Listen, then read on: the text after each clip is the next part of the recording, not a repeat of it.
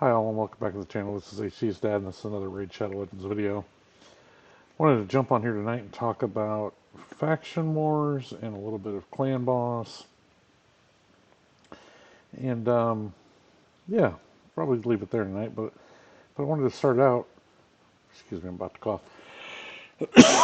Excuse me. I wanted to start out talking about faction wars and some progress that we've made there. Um, so let's jump in here and take a quick look. We'll actually start out here. Um, you can see that I finally was able to 3-star stage 21 of the Sylvan Watchers. Um, Key to this, I pretty much was 6-starring Dithey, allowing me to get a banner on him, as well as I already had the scrolls for his tier 6 mastery, but this obviously 6-starring him allowed me to add that, so he did some more damage. I did have to manual it. You can see it took about 14 minutes. And the primary reason I had to manual it is super counterintuitive, but it was to keep our reviver alive. Um, I have a feeling if Dithey were all the way leveled up to 60, that we may have been able to do enough damage to handle this, but certainly if I got not 6-starred and up to 60, that would solve that problem as well. But being able to manual it puts us in real good shape here, and as I switch back over to the game, you can see that we are at 943 out of 945. We are all over Lydia. We just have to um, 3-star the stage 21 of the Shadowkin Crypt, and we will be right there. So that'll be in our near future. But let me just pull up. I don't know if recently used will work, but yeah, here's Dithey right here. So we're able to throw actually had a really nice banner sitting there waiting for him. HP is always nice, a little bit of speed, not too much, but 18% attack, 12% HP for survivability, and obviously the 5% counter attack works out pretty nicely. So threw that on him. You can still see we've still got his 2 other accessories only at 12. So there's still room for improvement. As we said, we were able to add the War Master.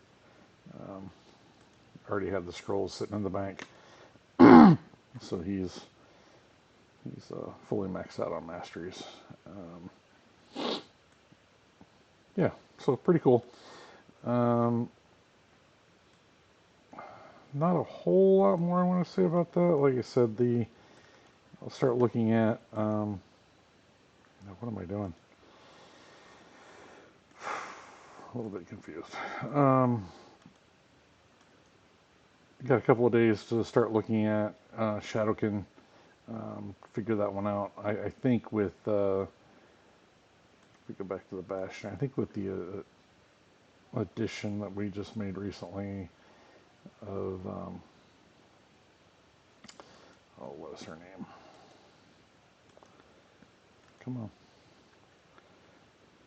Shadowkin. Yeah, of Zinogre. Probably get her 6-starred, get her into the mix, and I think we probably should be able to take care of that one as well. Another thing in Faction Wars I did want to point out is, in what is probably the toughest crypt of all, in my opinion, the Night Revenant crypt, with the crazy mechanic of every 12 turns that this guy takes, it switches health with you. I've got this group here that can get to the boss really quickly, but can't do enough damage to take it out. So I need to look at some combination of a slow or us being able to do more damage. I did add Skull Crusher into the mix because initially I had Who did I have? Um, Off the top, I don't remember. Oh, it was, I had Malkith in there. It was my reviver. And anyway, the point of bringing this up is I of course, after I'd already three-starred the super hard way of, it took me like 30 plus minutes on manual to make sure that everyone stayed alive and that we could get enough damage on in the, well, not that configuration. Um, I think it looked like that, potentially. I could go back and look at my video to figure it out, but anyway, some configuration similar to this. Um, and I was able to manual it and ensure that instead of doing healing or different things, that all of these support folks did A1s. And it, like I said, took me forever because it had to come out just right with that health swap and us being able to put enough damage on the boss. But by just the fortunate act of adding Rector Drath in a random poll, this script just became substantially easier. It's kind of crazy how the addition of one champ and an epic at that can make all the difference. But this on an account where I've been playing it for 5 years, I don't have a single man eater. I just recently got an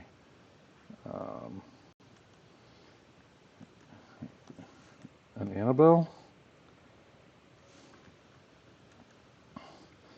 which before this was just a few weeks ago.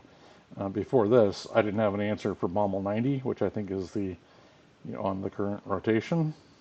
So I'm going to work on getting her built up. By the time you can see I've already got her 5-star ascended. I need to get some gear on her, get her 6-starred, and get her geared up for Bommel 90 so I can do the cheese like everybody else did. But before a few weeks ago, I could not and was not able to do that.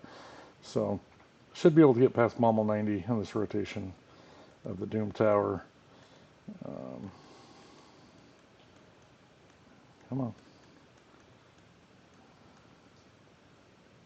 Yeah, it doesn't show, but I'm pretty sure that's obviously you got Bommel here on 50. So so chances are we should be able to get past that as well. Moving over to the clan boss, kind of an interesting day on that today too, as I was able to get my first 2-star, or 2-key rather, Ultra Nightmare, with the same team that I've been running, Razzlevar Speed team that I've been running forever. But the team works well. I mean, you can see a 1-key, almost 60 million on Nightmare. But what this is going to allow me to do, if I can routinely do this, then I can add a second key to Nightmare and hopefully help the clan be able to maybe drop the Nightmare clan boss from time to time. Yeah, so that is that. Oh, let's go into the story why I was frustrated as to why this was not working. If I go look at Dracomorph,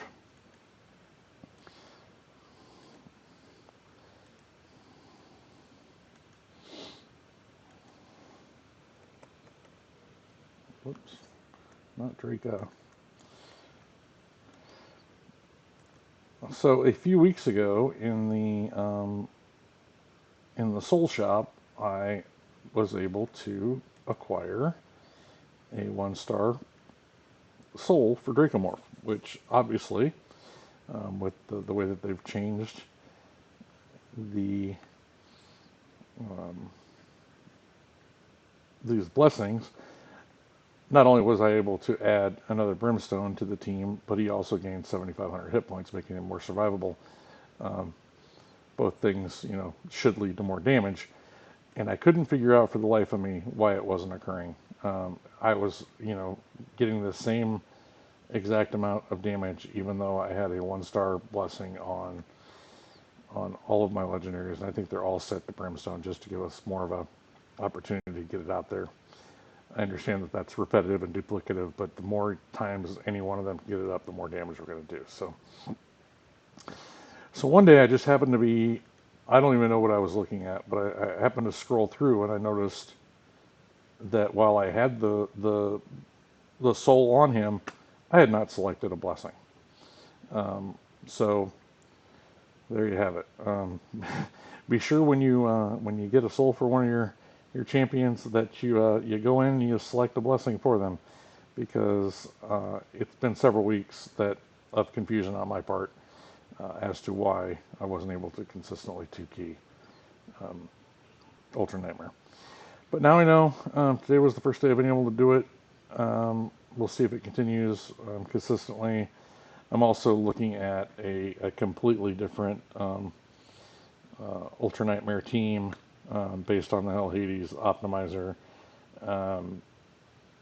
That, if I can reach the speeds, I should be able to 1-key Ultra Nightmare, and then I'll take, save me 15 minutes a day essentially of running 2 Ultra Nightmare keys and having to do it the old-fashioned way. Anyway, that's kind of it for now. I just wanted to get out there and show a little. The other note of progress is my account is now level 100. Completely free to play. Been playing nearly since the beginning. I did take approximately a year off at one point. Like that second year, I didn't play at all. But since coming back, I've played pretty regularly, and certainly within the last year and a half or so, I've played, every day to some degree or other, at least enough to get the dailies done, the advanced duns when I can. I hate that, Tag Team Arena is pretty. What is going on here? Oh, tier placement in progress. Great. So I can't even do that right at the moment. I still hang out in Arena, just kind of picking the easy fights. I don't concentrate a lot on Arena, so as long as I can keep, I hang out in Gold 5, and I just consistently do the. What? I hit refresh on accident. That's awful. Let's see if we can get anything. I need that because I need the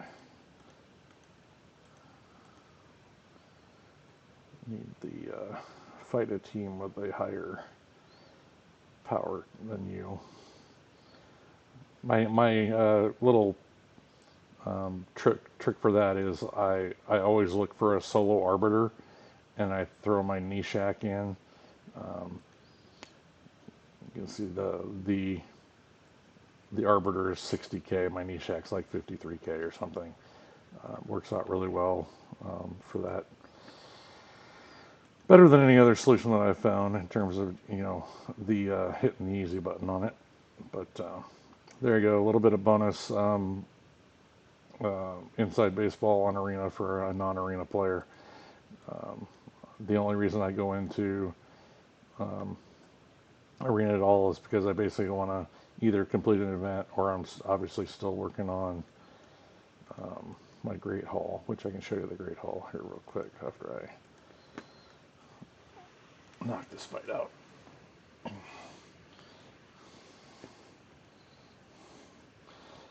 I hate that. I hate polymorph when your attack probably would have killed them if you didn't sheep them.